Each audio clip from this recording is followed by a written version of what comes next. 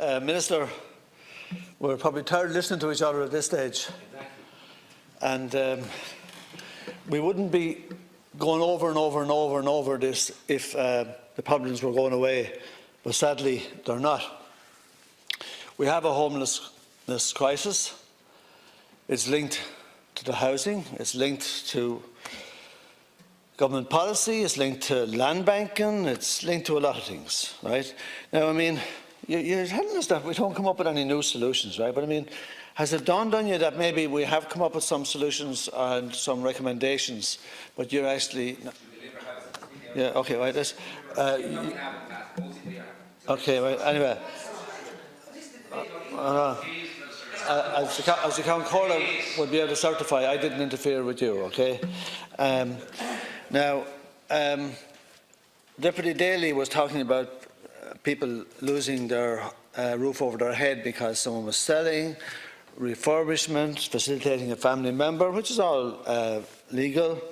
But obviously it goes back to the fact that we actually don't have housing of our own in quantities sufficient. That's the truth, right? And the last time I seen it, we have about 9% of our housing is of local authority stock, and now the figures are saying that the local authorities built 2,022, approved housing bodies 1388, which is 4251 in total. But there is 70,000 on the waiting list, and I know in Wexford, I think they're going to build. I think they built about 20 houses in 2018, something close to that anyway, and it doesn't actually go near dealing with the problem. And I mean, for the life of me, I mean, I've said it here before, right? But I find it incredibly. I was really disheartened when he came up with this land development agency idea. That was soul destroying. I don't understand why you turn over this state land to developers to provide, okay, 10% social, you say 30 affordable, right? And we're told affordable is about 330, which is unaffordable for most people in Ireland, and then 70% private, or 60% private. Now, I don't understand that. Why for the life of me? If you are convinced that the local authorities are not fit for purpose and they can't do it, and if that's the truth, then I always wonder why you don't make them fit for purpose, or are they out of control? Have you no handle on them? I mean, I would like to think that you could sort them if they're not fit for purpose and make them fit for purpose. And if you say, well, it's a task beyond us, can't be done, we're not going there, we've been there before. I mean, there was a Dublin economics workshop about 2 years ago. Oh, it's less than a year ago, in fact. Niall Cusson, he was the head of the Department of Housing at the time, and he was asked about social housing. We will not be building social housing at scale. We've tried that before, he said.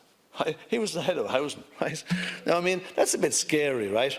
But I mean, Minister, I didn't interfere with you, right? I mean, listen, please, right? Jesus Christ, I mean, stop, right? I mean, stop. I'm only quoting him, right? I mean, it's something he said at a public forum, right? Anyway, look at, I mean, you're talking about, I mean, the massaging is doing the numbers. The Part 5s, the majority of the Part 5s weren't even newly built. That's the truth. Acquisitions solve no problems. That's just eaten into another aspect of the market. Why? Can you explain to me, Minister, the next time you get a chance to address it, right? Why? If the local authorities then are not fit to build housing, provide housing, why don't you create an entity? It doesn't have to be a big quango. I tell you what, appoint someone with the knowledge, experience and interest to actually use state land to provide social housing and affordable housing. Mix them, right? When I talk about affordable, I'm talking about 200,000, not 350. Right? I've said it before, if you gave me the gig of building 100,000 units in whatever time period on state-owned land in this country, and let me get builders to build, not developers, Builders. A builder is actually very happy if he can make 10,000 profit a unit, because he has his wages of his company anyway. A developer is looking for between 60 and 80. And then there's a builder after that. Going through this land agency route, land development, I mean, that's just enriching men that have more money than sense already. For the love of God, why don't you just use the state land to provide housing yourselves? You're not doing it. Don't tell me you're doing it. You're not. We would not have. I don't know how long we're in. We're in here 8 years now, since 2011, right? And you're in government since then, right? I remember begging you not to sell Project Arrow to Cerberus.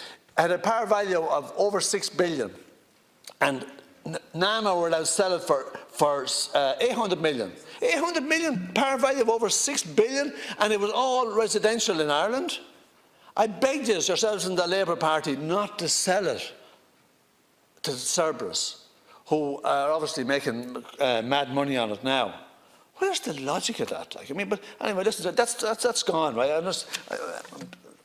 But please, why don't we use the state land and stop? You're saying, oh, you are not dependent on the private sector. Well, if you weren't dependent on the private sector, when someone is selling a place, refurbishing it, or facilitating a family member and creating a homeless family in the process, then there's something amiss. And it does mean that you should depend on the private sector. And it does mean that we continue, despite years in here, and we're still looking at an outrageous homelessness crisis. And fair play to Tommy Bruin for putting it forward, even though we're sick to the back teeth of discussing the issue, but it hasn't gone away, and we have to keep talking about it until it does. Thanks.